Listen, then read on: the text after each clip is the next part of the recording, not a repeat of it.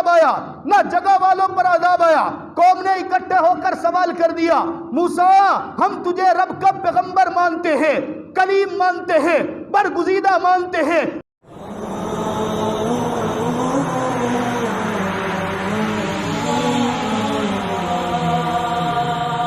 انتہائی واجب الاحترام دوستو،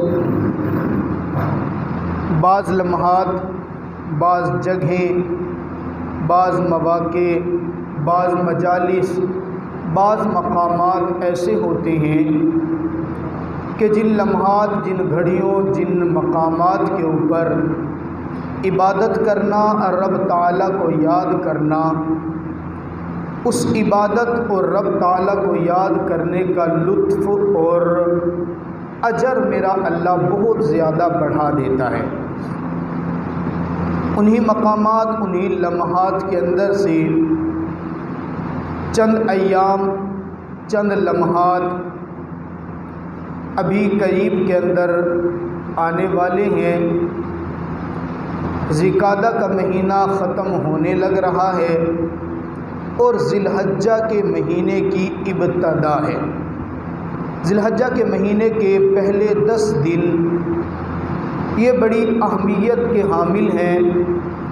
احادیث مبارکہ کے اندر ان کی بڑی فضیلت آئی ہے، بڑا مقام میرے آقا مدنی کریم صلی اللہ علیہ وسلم نے ان کا بیان فرمایا ہے۔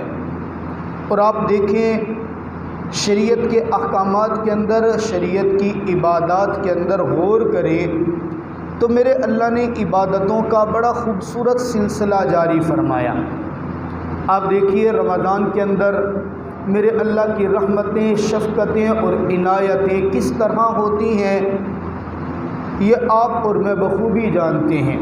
میرے اللہ نے ہمیں ملک پاکستان دیا، اسلام دیا، وطن عزیز کے اندر اسلام کی آبیاری دکھائی۔ ہم اپنی آنکھوں سے دیکھتے ہیں کہ ماہ رمضان میں میرا اللہ ہماری مسجدیں، ہمارے شب و روز، ہمارے گھروں کے اندر کس طرح ایک عجیب سی رونق ہوتی ہے اور عجیب ایک روحانیت میرا اللہ دکھاتا ہے۔ پورا مہینہ عبادت کرنے کے بعد رمضان کا مہینہ جب ختم ہوتا ہے، اس عبادت کے اختتام پر میرا اللہ ہمیں خوشی دکھاتا ہے عید الفطر کے نام سے، اور حکم ہوتا ہے اس خوشی کی ابتدا کرنی ہے تو صدقۃ الفطر ادا کر کے خوشی منانی ہے۔ پورا مہینہ بھی عبادت کی ہے، شب بیداری بھی کی ہے، تلاوت بھی کی ہے، تراویح بھی پڑھی ہے، روزے بھی رکھے ہیں، لیکن انعام کے طور پر جو تمہیں عید الفطر مل رہی ہے نا، اس عید الفطر کی خوشی منانے سے پہلے صدقۃ الفطر ادا کرنے، غریب کے پاس پہنچنے، غریب کی ضرورت کے چیزیں اس کو مہیا کرنی ہے، پھر جا کے آپ نے خوشی منانی ہے۔ عید الفطر گزرتی ہے، عید الفطر کے گزرنے کے بعد اللہ رب العزت کی دوسری عبادت جس کو آپ اور میں حج کے نام سے جانتے ہیں، شوال کا چاند نظر آتا ہے اور عبادت حج کی تیاری شروع ہو جاتی ہے۔ پہلے زمانے میں چونکہ سفر ہوائی جہاز پہ تو نہیں ہوتا تھا، بحری بیڑے ہوتے تھے یا بعض لوگ پیدل چل کے سفر کرتے تھے، دور دراز کے علاقوں میں 2 مہینے 3 مہینے بھی لگ جاتے تھے، تو وہ لوگ تیاری جو ہے وہ شوال کے مہینے سے اگر کرے تو شوال کے مہینے سے احرام باندھنا، حج کے سفر کرنا، حج کے لیے جانا یہ جائز ہو جاتے ہیں۔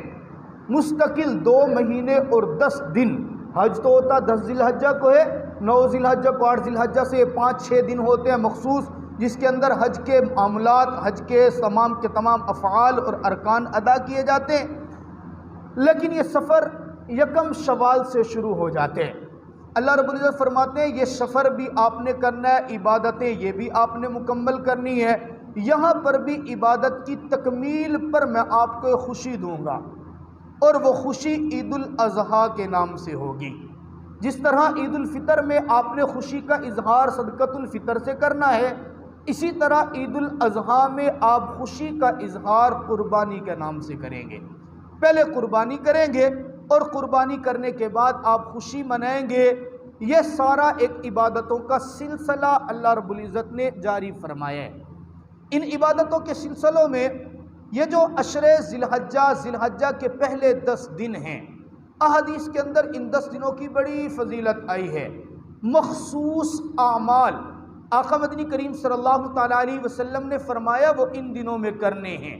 اور آپ دیکھیے ان 10 دنوں کی خاص فضیلت یہ بھی ہے، آپ پورا سال کے اندر جو عبادتیں کر سکتے ہیں، کوئی بھی عبادت ادا بھی ہوتی ہے، قضا بھی ہوتی ہے، لیکن ان 10 دنوں کے اندر جو عبادت ہے وہ ادا ہی ادا ہے، اس کی قضا ہے ہی نہیں۔ آپ دیکھیں کہ ان 10 دنوں کے اندر مخصوص عبادت حج کی ہے، مخصوص عبادت قربانی کی ہے۔ آپ نماز ہے، دن کے اندر 5 نمازیں فرض ہیں، اگر نماز کے وقت پر نہیں پڑھی گئی تو کوئی بات نہیں، آپ اس کی قضا کر لیں۔ قضا کرنے کا گناہ اگرچہ ہوگا لیکن قضا کا وجود ہے کہ آپ قضا نماز پڑھ سکتے ہیں۔ فرض نماز کی جگہ پر آپ نفلی نماز جب بھی ادا کریں آپ کو ادا کرنے کی اجازت ہے۔ آپ نوافل پڑھیں، مخصوص اوقات مکروہ اوقات کو چھوڑ کر آپ نفلی نماز نوافل ادا کریں، جب چاہے دن میں ادا کریں، رات میں ادا کریں، آپ ادا کر سکتے ہیں۔ زکوٰۃ سال کے اندر مال کے اوپر نصاب پر سال گزرنے کے بعد آپ کے ذمہ لازم ہے، آپ اس کو وقت پر ادا کر دیں تو بھی اچھا، ورنہ وقت سے ہٹ کر پورا سال تھوڑی تھوڑی ادا کریں، ادا کرنے کی اجازت ہے۔ آپ روزے رمضان کے اندر 1 مہینے کے اندر رکھتے ہیں، فرض روزے رکھنے کی بجائے آپ نفلی روزے جب چاہے رکھیں، شریعت آپ کو نہیں روکتی، آپ جس طرح مرضی رکھیں، آپ کو رکھنے کی اجازت ہے۔ تلاوت آپ جس وقت مرضی کریں، غرض یہ کہ عبادت آپ جب بھی کریں، لیکن 2 عبادتیں ان 10 دنوں کے اندر خاص ہے، ان کو انہی اوقات میں، انہی جگہوں میں، مخصوص لمحات میں کر لیں گے تو عبادت ہے، نہیں کریں گے تو اس کے بعد آپ پورا سال کرتے رہے، وہ عبادت ہی نہیں ہے۔ حج کے جتنے بھی افعال ہیں مخصوص 5 دنوں میں کرنے ہیں، میدان عرفات میں پہنچنا ہے، مزدلفہ میں پہنچنا ہے، مینا کے اندر پہنچنا ہے، جمرات کی رمی کرنی ہے، ان کے مخصوص اوقات میں کریں گے تو عبادت ہے۔ اس کے علاوہ پورا سال جاتے رہے، نفلی حج کا وجود ہی نہیں ہے۔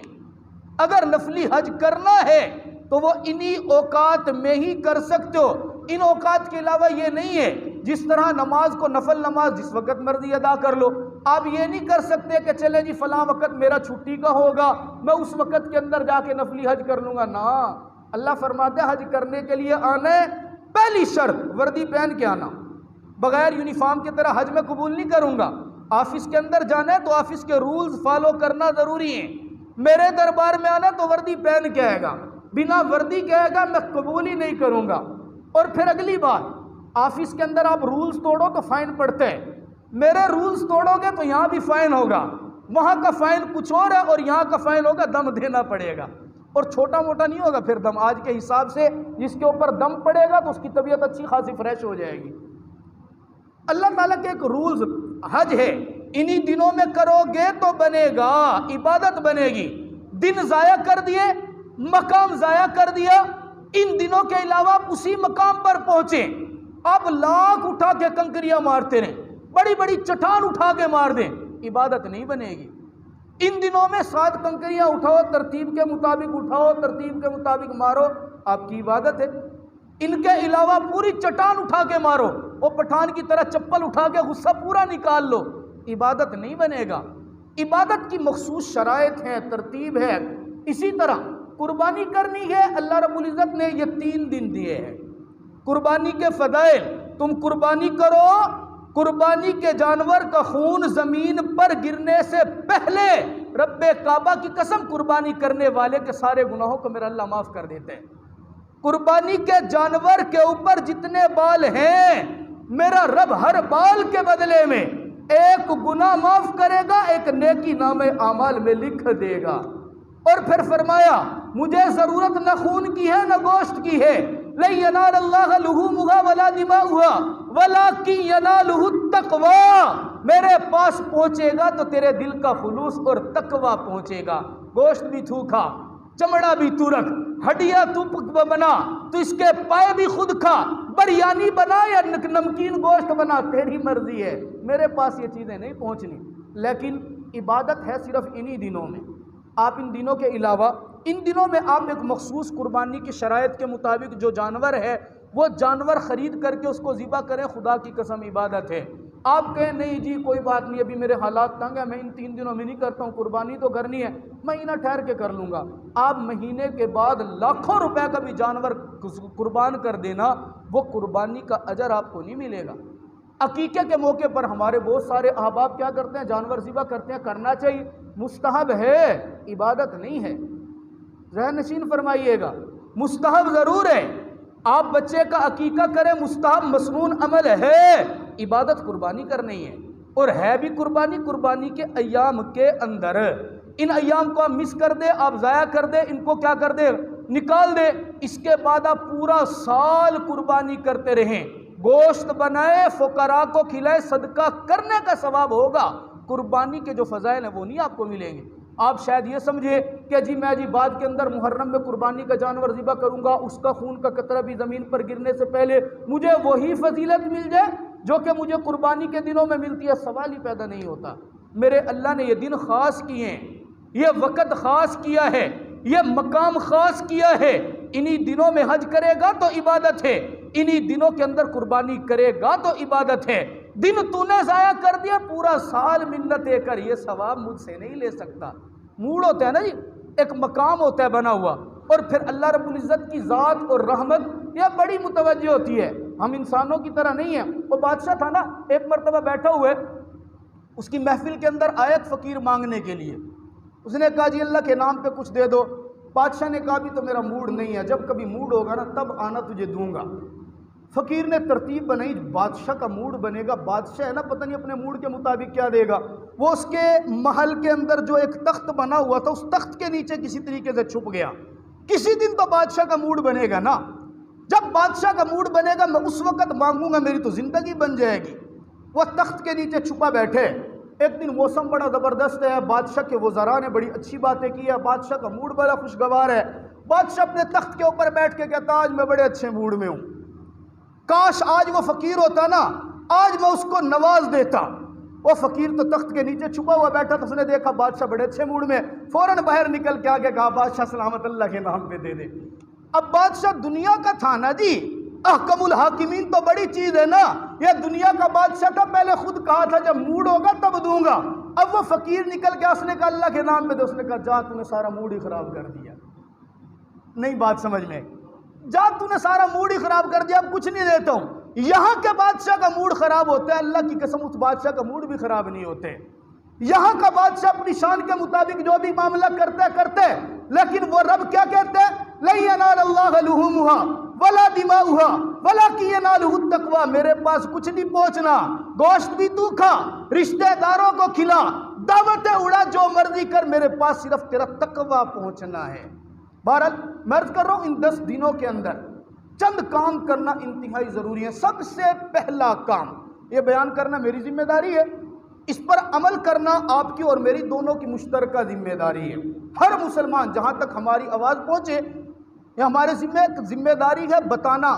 دیکھیں ذی الحجہ کا جب چاند نظر آتا ہے، سب سے پہلا کام آقا مدنی کریم صلی اللہ تعالیٰ علیہ وسلم، مسلم شریف کی حدیث ہے، جس بندے کا قربانی کرنے کا ارادہ ہو، قربانی واجب ہو، جس نے قربانی کرنی ہے، ذی الحجہ کا چاند نظر آئے، چاند نظر آنے کے بعد وہ اپنے بال نہ کٹوائے، اپنے ناخن نہ ترشوائے، اپنی حالت کو اس طرح نہ کرے بلکہ پراگندگی کی حالت اختیار کرے۔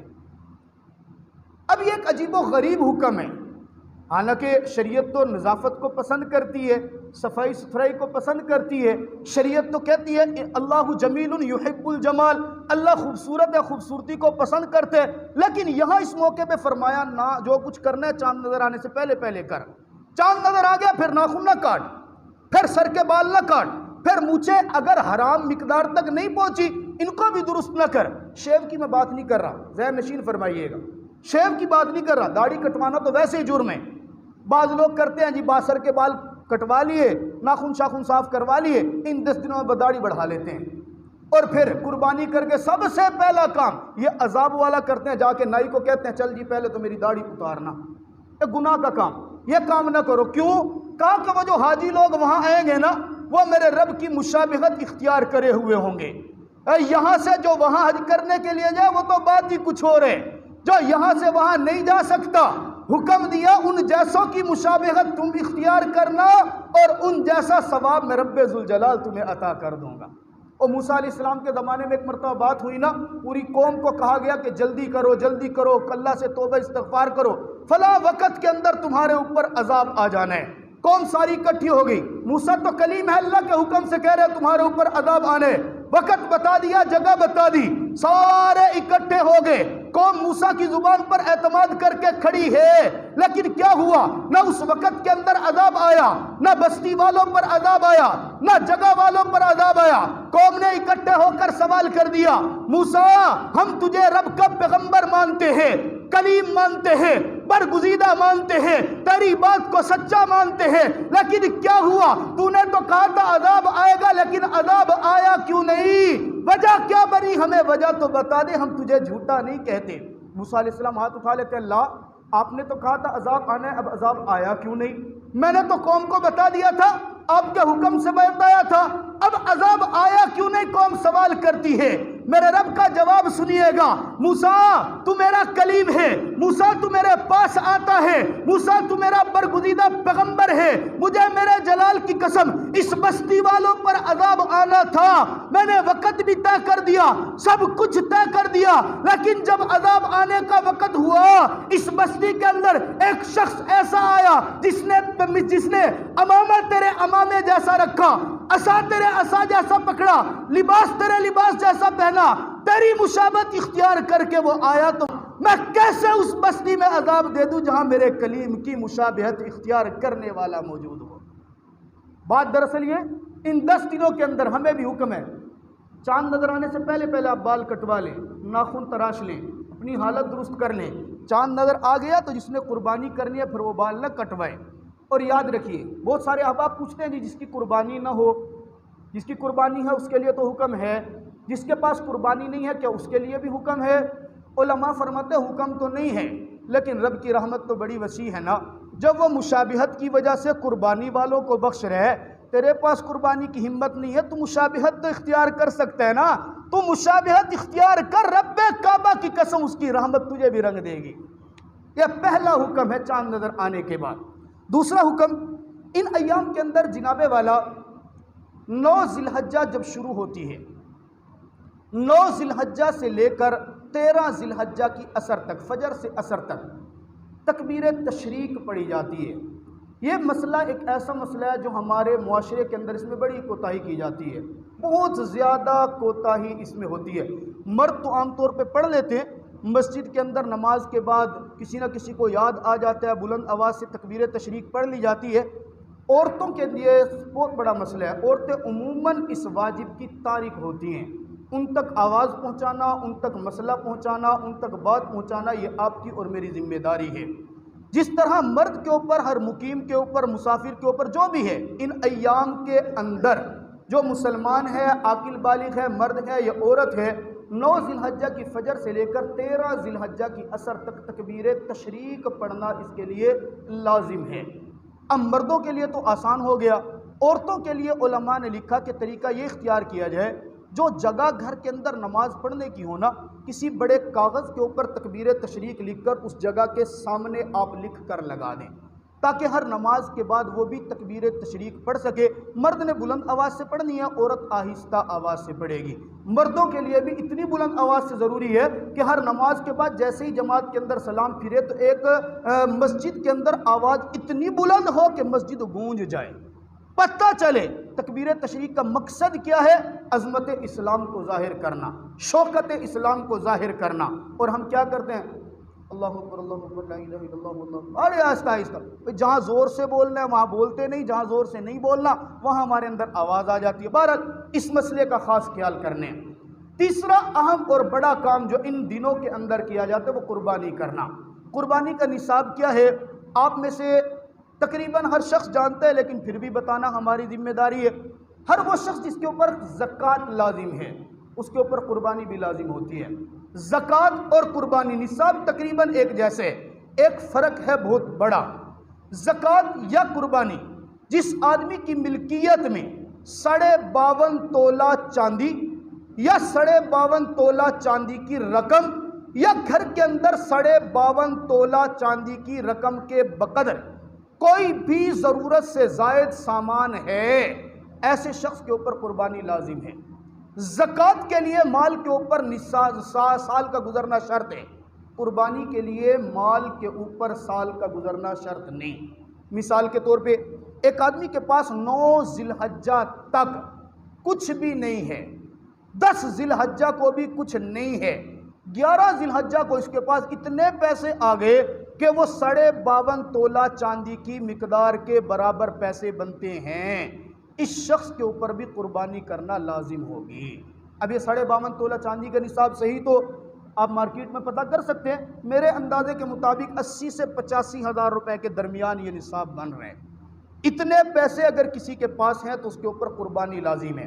پھر ایک اور بات، ایک گھر کے اندر جتنے صاحب نصاب لوگ ہوں گے سب کے اوپر قربانی ہوگی۔ خامند ہے، اس کے پاس الگ سے اپنی آمدن، اپنے پیسے، اس نے ایک سیونگ، اپنا ماحول بنایا ہوا ہے۔ بیوی ہے، اس کے پاس اس نے کوئی پیسے وغیرہ جمع کیے ہوئے ہیں، اپنے زیورات ہیں، تو وہ الگ سے صاحب نصاب ہے، تو بیوی کو الگ قربانی کرنی پڑے گی، خامند کو الگ قربانی کرنی پڑے گی۔ ایک بات عام طور پہ معاشرے میں کہا جاتا ہے، خامند حضرات مسئلہ پوچھتے ہیں، جی مفتی صاحب میری بیوی کا جو زیور ہے نا وہ تو میرا ہی ہے نا، وہ تو بس میرے ہی ہے، میری بیوی نے مجھے کہا ہے جب مرضی استعمال کر لو، کوئی بات نہیں ہے، تو اب قربانی کون کرے گا؟ یہ صرف زبانی حد تک ہوتی ہے بات۔ کبھی آپ بیویوں کے زیوروں کو مارکیٹ میں بیچ کے دکھاؤ، لگ پتہ جائے گا۔ سوال ہوتا ہے اپنے باپ کے گھر کا بیچ لے، جو میری ماں نے دیا نا وہ بیچنے کی ضرورت نہیں ہے۔ اب جو اس کی ملکیت کے اندر ہے، اگر وہ 52.5 تولہ چاندی کی مقدار کو پہنچ رہے، اس کی قیمت کو پہنچ رہا ہے، تو اس کے اوپر الگ سے قربانی کرنا لازم ہوگی۔ تیسرا مسئلہ بڑا اہم مسئلہ ہے، ایک گھر کے اندر باپ بھی ہے، بیٹے بھی ہیں، بیٹے جوان ہیں، 3 4 5 جتنے بیٹے ہیں، اسی گھر کے اندر بیوی بھی اس کے ساتھ رہتی ہے، بیٹے سارے برسر روزگار ہیں، اگرچہ سب اکٹھے ہیں، الگ الگ ہوں اس کا تو مسئلہ بالکل واضح ہے، اگرچہ یہ سب اکٹھے ہوں، ایک چھت کے نیچے رہتے ہیں، گھر میں کھانا ایک ہی بنتا ہے، سب کچھ سارے معاملات ایک ہیں، لیکن سب کے اپنے برسر روزگار ہیں، ہر ایک کی ملکیت میں 52.5 تولہ چاندی یا اس کے برابر پیسے اس کے پاس موجود ہیں۔ اب قربانی کون کرے گا؟ فقہا فرماتے اب ایک قربانی سے گزارا نہیں چلے گا، جیسے سب کے پیسے ایک جگہ جمع نہیں ہو سکے نا، سب نے اپنے اپنے الگ جمع کیے ہوئے ہیں، اسی طرح قربانی بھی سارے الگ الگ کریں گے۔ اگر ایک قربانی کی اور باقیوں نے نہیں کی، جس نے کی اس کا تو فرض، اس کا تو واجب ادا ہوا، جنہوں نے نہیں کی وہ اس میں گناہگار ہوں گے۔ اور بات، ان ایام کے اندر 1 ذی الحجہ سے لے کر 9 ذی الحجہ تک اور روزہ رکھنا یہ بڑی اہم عبادت ہے۔ علماء فرماتے ہیں ایک دن کا آپ روزہ رکھیں، آپ کو 1 سال کے روزوں کا ثواب ملے گا۔ خاص طور پہ 9 ذی الحجہ کا جو بندہ روزہ رکھتا ہے، حدیث مبارکہ کے اندر آقا مدنی کریم صلی اللہ علیہ وسلم فرماتے ہیں ایک دن کے روزہ رکھنے سے میرا اللہ اس کو 2 سال کے گناہوں کو معاف فرما دے گا، ایک وہ سال جو گزر چکا اور ایک وہ سال جو آئندہ آنا ہے۔ قربانی کے حوالے سے کافی سارے مسائل ابھی بھی آپ کو بتانے کے لیے ہیں، لیکن وقت چونکہ پورا ہو چکا، آپ کے پاس وقت نہیں ہوتا کہ آپ ٹائم سے پہلے آئیں، وقت سے آگے جانا ہمارے لیے مناسب نہیں ہے، 1 2 منٹ جو چلے گئے اللہ تعالی ہمیں معاف فرمائے، سنت ادا کریں، آئندہ جمعہ انشاءاللہ گفتگو